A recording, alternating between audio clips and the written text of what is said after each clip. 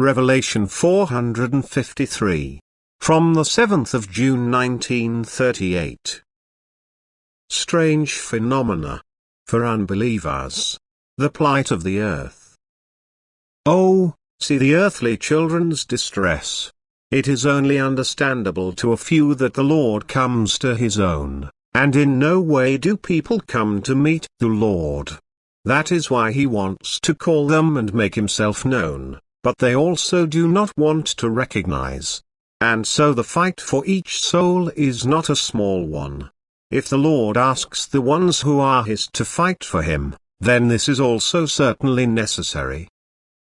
The great need of the earth can only be reduced if a diligent work would begin, and this again is only then possible if the Spirit of God works visibly, because people's lack of faith is so far that only enormous signs are able to get people's attention. All things ordinary can no longer dissuade them from their current thinking. Only strange, inexplicable phenomena can cause them to pay attention, to start thinking about the most important problem. About the eternal Godhead. How far humans have themselves removed from the right faith, can only He alone who stands over everything, know.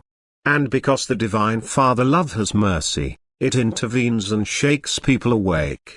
Often probably against the will of mankind, but always for their salvation, if only the slightest attention is paid to the loving intention of the Heavenly Father.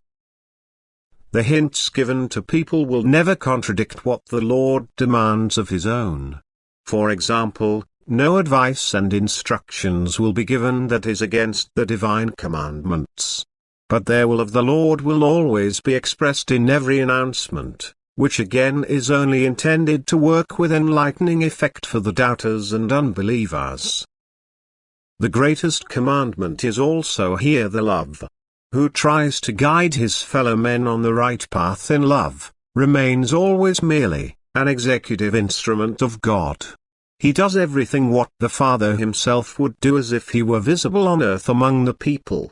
But this is how the Lord uses a servant in the flesh. To bridge the gap between him and the earthly child, to make it more trusting and to move it to accept the truths and to adjust itself affirmatively to everything divine. Life on earth is short and painful, but so full of grace, for whoever desires these graces. And the Lord aims at nothing else than that the earthly children do not reject this grace, but may draw from it the strength to unite with the Lord in spirit and through all actions on earth.